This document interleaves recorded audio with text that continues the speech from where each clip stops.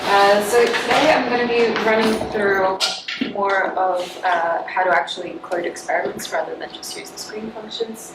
So we're going to go through how to collect responses using keyboard and mouse. You can also collect responses using a bunch of different things, but that's what I'll cover today.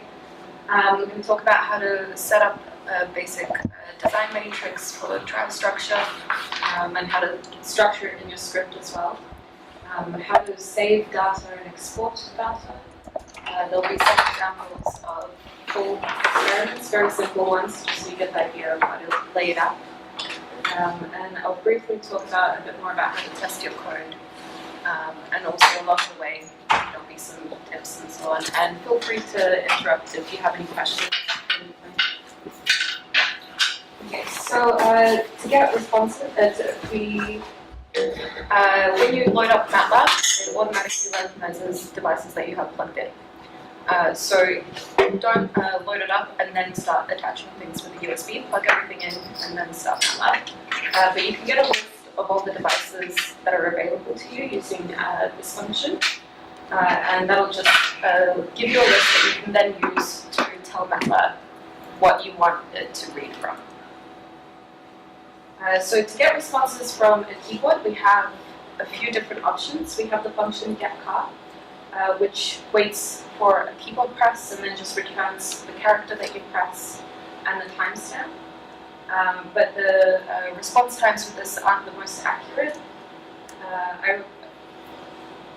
I'll let you know which one I think is the. This is very good. This is KB wait. So this just waits for a response, and it gives you the timestamp, which is fairly accurate. But note that with a lot of keyboards, you're going to have lags built into the device itself.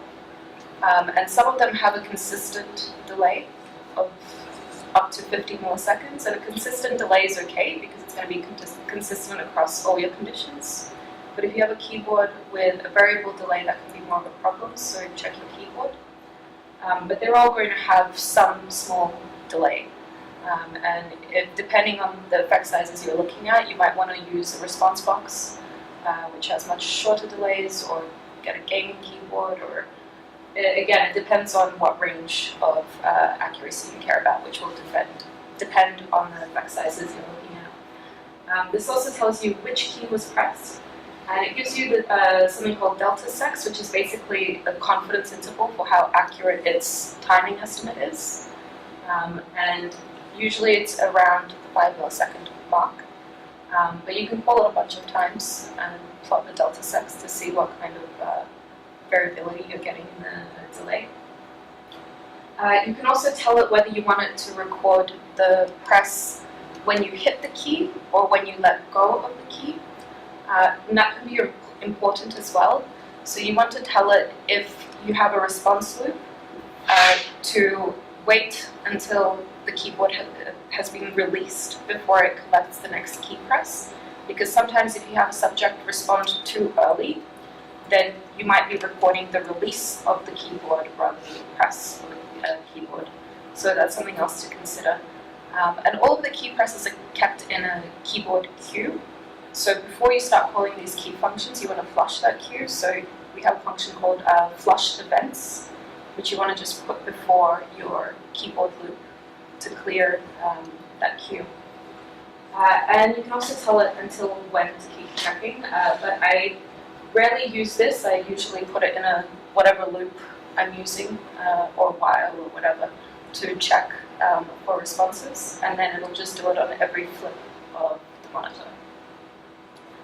And so this function queries the keyboard only every 5 milliseconds. So the best you're going to get is 5 milliseconds, the quickest, if your code is optimized and your responses are optimized and so on. 5 milliseconds, sorry. Then we can also use KDK, which returns a logical key is down, 1 if any key is being pressed, and otherwise 0. It also tells you the timestamp and which key was being pressed, and again the delta sex. And you can also tell it which device you want it to check. So you can have multiple keyboards attached, and you can tell it which one you want to look at, or you can have something else attached that has button keys on it, and so So good function to call at the beginning of your script is to unify the key names. If you're coding on one OS and then testing on another, you want to try and make sure that you have as many of these unifying functions as possible, because there are differences. And most of the keys will have the same key codes, but some of them won't. And so it's a good idea to unify the names, and then also to set as variables the keys that you're interested in. And I'll show you an example of that later, but it basically gives you a name for the key code that you want. You can actually show you. You can get a list of all the key code and key name mappings by typing in key names, and that'll just give you a big table of everything. But usually, when I don't know what the key code is, I'll just type in KB demo, and that'll start an inbuilt demo, which it has 4 stages. I usually just use the first one. So if I press any key, it'll tell me what the key code is. So I can press a bunch and it'll tell me all the key codes is. So when I'm coding an experiment and I'm, for example, only interested in collecting responses from the left shift and the right shift, I'll just load up KB demo, press left shift, get the key code or the key name, and right shift, and then stop it, and I'm done. So that's pretty much the quickest way to do it, rather than going through and mapping everything. So to get the maps, there's a function called getMaps. You can tell it again which device you want to get it from. You don't have. It doesn't have to be an actual mouse. You have something with buttons. And so this returns the coordinates of the mouse, so the x coordinate and the y coordinate, as well as a logical array, the length of the number of buttons on your mouse, if you're on OS X or Linux, and it'll tell you which buttons are being pressed at any moment in time. So there's a few problems here. So OS X can't tell if you have, it can tell that you have multiple mice, but it can't distinguish it in the output. So it'll give you one array, one vector, sorry, with just all the logical for the buttons, instead of separating it into multiple devices. Windows also can't distinguish between multiple mice, but it doesn't even really matter because it also can't distinguish more than 3 buttons. So if you have a mouse where you're interested in more than 3 buttons, or you have some sort of device with lots of clicky things, don't use Windows because it won't be able to tell it. And Linux here, if you're doing any kind of fancy response collection, is by far the most flexible. You can put in a bunch of devices with a bunch of buttons. You can use tablets and touch screens, anything you want.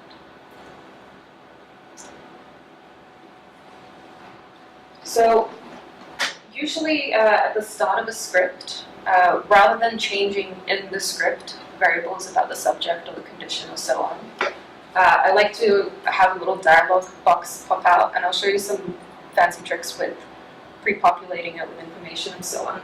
But basically this pops up a little dialog box, and you can ask whatever you want and type in the input, and then save it as a variable that you can use in your code. And so some options with this is you can give the dialog box a name. You can set some options for the size, whether you want to use LaTeX for whatever reason, the number of lines for the response you want. But the cool thing here is you can pre-fill the box with whatever you want. And so that makes it quite flexible. So I'll show you a way to scan through your files to see if a particular subject has done a previous block. And so then you can pre-fill and say, okay, well they've already done blocks 1 and 2, so this is block 3. And because block 2 was condition 1, this block will be condition 2. And you can also do other things, like if you are doing between subjects and you have a file with what each condition each subject is in, you can load that file and pre-populate this dialog box with information, just so it's there so you can check that everything's correct before you click OK. Okay, so to save things, save file name just saves the entire workspace to a map file. If you only care about a few variables, you can specify the variables and we'll save just those variables. You can also save the specific field names from a structure as variables in the new map file. And you can also append variables to an existing map file. So if you have a subject that's doing multiple blocks, you can append new information to that map file. I don't recommend doing that though. I think it's best to keep it separate and save everything, because you don't know what you might want to check later. You might forget what a certain setting was and you've changed the code since then. You want to know exactly the conditions the subject were in when they were doing it. So that's why I recommend saving everything.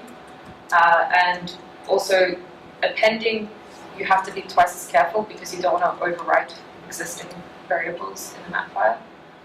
So apart from specific circumstances where maybe you're loading an existing map file with everything in it and you want to make a new map file looking at a subsection of something, you can save a couple variables then. But for experimental data, just save everything into save the whole workspace into a map file.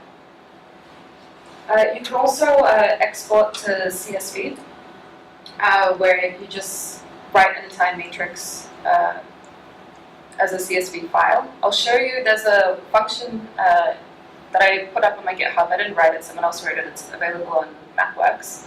But it's very handy because it lets you put headings in your CSV file. So if your pipeline is running in Matlab and exporting to R for analysis, then that makes it a bit easier. You don't have to then go back and figure out, oh, what was column 1, what was column 2, because otherwise that can be a huge headache. Matlab does have a function to write to Excel, but it's super problematic. So I would just write to CSV and then open it in Excel if that's what you want to edit or add headers or whatever. But CSV works every time. Excel is more temperamental. Okay, so a few things to consider. If you're doing anything computationally a little bit heavy, or you're collecting reaction times, or you care about presentation durations and so on, it's a good idea to set the priority maximum at the beginning of your script, and then when you exit the script or when you finish presenting all the stimuli and getting the responses, to set it back to 0. And this just allocates the processing resource to Psychtoolbox. Make sure while you're actually running the experiment, you disable everything else, and I mean everything else. Virus checkers, software updates, Wi-Fi, any other running processes, anything that might check for updates. Basically, you want the cleanest computer possible with just Matlab. And this can be a problem here because they have a bunch of things installed that check for updates, and every time you restart the computer, they open back up again. It's really important that you take the 5 minutes at the start of a testing day to close everything possible, bribe who you need to uninstall bloatware and such, because it really can affect timing. Because if something is checking for an update halfway through your script, you're going to lag, and that lag will be significant and it'll mess things up for you, if that's something you care about. If you're using a CRT, you can lower the resolution to free up memory.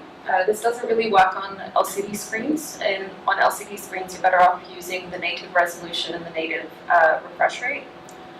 There's some exceptions, gaming monitors that let you adjust the refresh rate and have multiple settings, they're usually okay with that. But if you're using just like a standard desktop, try if you can to not play around with that, because if you're finding you have timing issues. If you don't have timing issues, then that's fine, do what you like. But if you are having timing issues, there's a lot of things you can look at to make it better. Also, Matlab itself queries all your open windows every few seconds, which can cause timing jitter. So when you're running a script, make sure the only thing open is your actual script and the command window.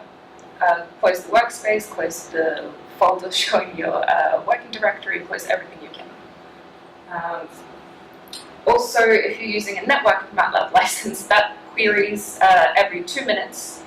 And so while you're running a script, it can query in the middle, and that can cause a lag as well. So if you have the option, use a standalone license. And unless you are doing something that involves two displays, unless you're doing some sort of stereoscopic presentation, if you can, use just a single monitor. There's no need for two if you can avoid it. It'll improve timing if you're having problems with it. In terms of scripting, when you script it, try and do everything you can outside of your main presentation loop. So pre-allocate all your variables, do all the calculations, any textures you need to make them before your main loop. And in the main loop, you should just be putting them on the screen, drawing them, not making them. Anything that doesn't change every loop can be put outside the loop, and you should do that. Anything that has to go in the loop, obviously has to go in there, but you should try as much as possible to only be drawing and collecting responses and not doing other calculations, because your calculations take time and you only have, say, 16 milliseconds between flips, if that's what they're telling you to do. So everything else it needs to do needs to happen between. So it's important that you try and make the main loop as clean as possible. And before can be messy, but the main loop itself, make sure you spend time on that. Okay. So I'm just going to go through some examples. We'll start with the keyboard. So here, I'll go through this one line by line because it's been a week, just to refresh everyone's memory. So here what we're going to do is we're going to change the color of a rectangle based on the keyboard press. So we call some default screen settings, and we're skipping sync tests because I'm on a laptop, but don't leave that in, again, very important. So then we're looking at, checking how many screens we have, and then we're using the maximum screen, and we're opening a full-size window. Well, not opening the window yet, but we're saying we will want a full-size window. We're getting some luminance values here, and here's where we open our screen. So I'm calling the screen W. This will give us the size of the screen. This is telling it where to put it, that we want it to be black, and we want it to be full screen. And then we're just getting the coordinates for the center of the screen, because I'll be using them later. We're getting the refresh rate of the monitor and the FPS. And then we define keys that we want to use in this experiment. So in this experiment, I'm going to be changing the color of the box from green to red. And so I want to define the key that I press for green, which will be the left shift key. And the key for red will be the right shift key. And you remember how I got that? I typed in KB demo and then I just hit the keys I wanted to get their key names. And I also want an escape key, because this code is going to go on for forever until I hit the escape key. And when I hit the escape key, it'll exit out of the program. Okay.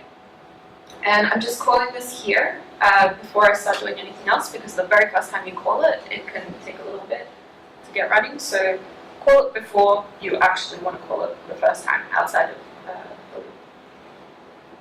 So now we're going to define our rectangle. So here I'm giving it the size, and then I'm using this function center rect on point D to take this rectangle and center it on the center of the screen. And then I'm going to draw it, I'm going to fill it white, and I'm going to put it in this position that I've defined here. And I'm going to flip the screen. Okay. And so this is the flush events. So if I've pressed anything before this point, it'll clear that queue, ready to collect responses. And so here, I'll be using KB check, which is going to continuously check every 5 milliseconds whether any key is being pressed. And I'm saying if key is down, so key is down is a logical array, and it'll just tell me if there's any key being pressed, it'll return a 1. And so if there's a key down, and then if it's a green key, I'm going to draw the same rectangle again, but I'm going to color it green. If it's a red key, I'm going to draw it and color it red. And if it detects an escape key, then I'm going to break out of this loop. Does that make sense so far? Okay, cool. So I'll just show you And you can play around with this. You can see how responsive it is. So it's, maybe you can hear my taps. It's very fast. I forgot I wrote in the escape and I closed the program. Okay, so now we're going to look at how to actually store those responses I was making. So here we're going to present a rectangle either on the left side of the screen or the right side of the screen. And then it's going to collect the responses, and we're going to save both the response I made and the reaction time. So here, before I'm setting up the screen, I'm going to set up the trials. So I want 4 trials, and I'm going to make a trial structure so that everything to do with the trials is going to go into the structure, and at the end I'll have a nice little overview of everything that happened. So the position, here I'm just filling a vector with 1s and 2s for each trial, and then I'm shuffling